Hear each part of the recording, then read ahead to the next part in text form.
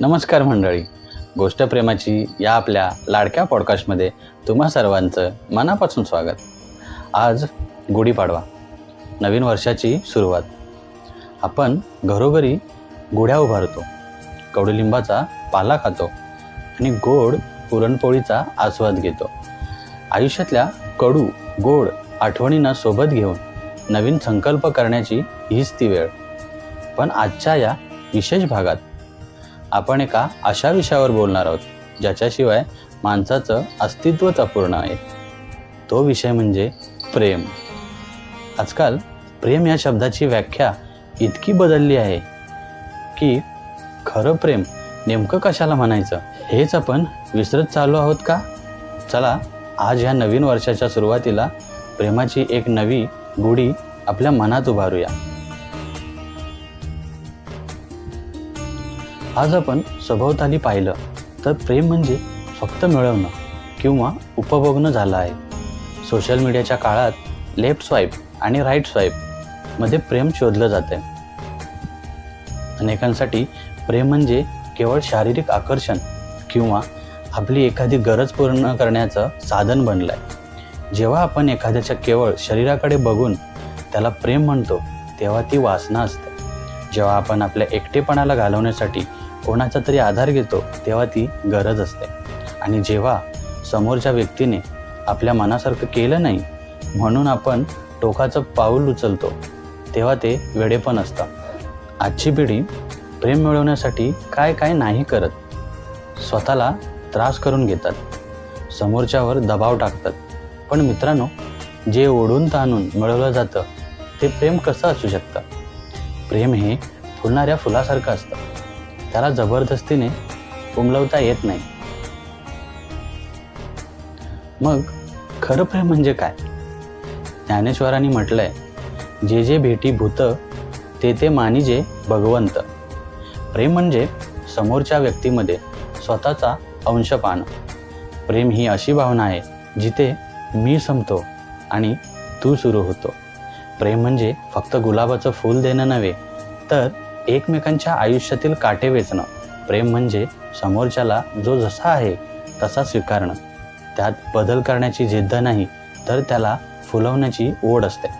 खऱ्या प्रेमात का आणि कशासाठी या प्रश्नांना जागा नसते. तिथे फक्त असणं महत्त्वाचं असतं. मग ते प्रेम आईवडिलांचं असो, मित्रांचं असो किंवा जोडीदाराचं.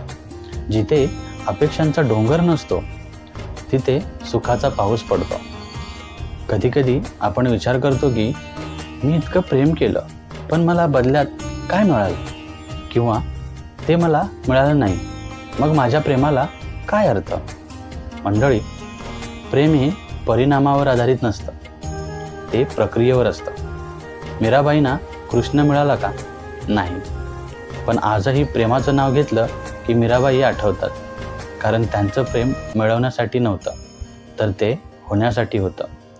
जर तुमचं प्रेम खरं असेल तर ती व्यक्ती तुमच्यासोबत असो वा नसो, त्या प्रेमाची ओळ तुमच्या मनात कायम असायला हवी.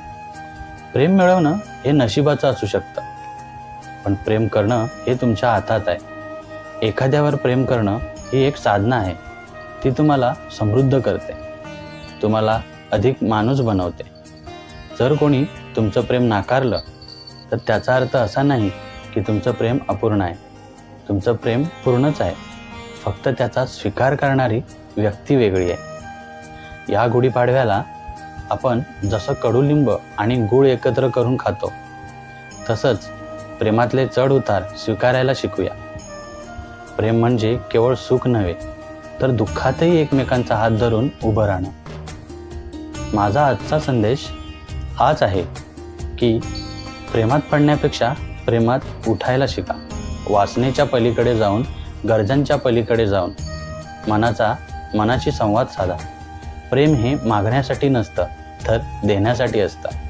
ज्याला प्रेम समजलं त्याला जगण्याचा अर्थ समजला. मग ते प्रेम एकांगी असो वा दुतर्फा, ते तुम्हाला जळायला नको तर उजळायला हवं.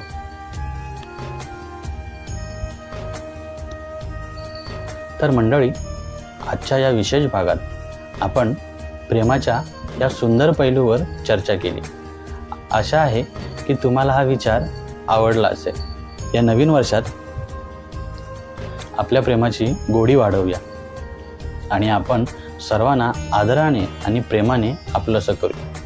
पुन्हा एकदा तुम्हा सर्वांना गुढीपाडव्याच्या आणि मराठी नववर्षाच्या खूप खूप शुभेच्छा. पाहत राहा गोष्ट प्रेमाची. भेटूया पुढच्या भागात एका नवीन गोष्टीसह. तोपर्यंत प्रेम करत राहा आणि आनंदी राहा. धन्यवाद.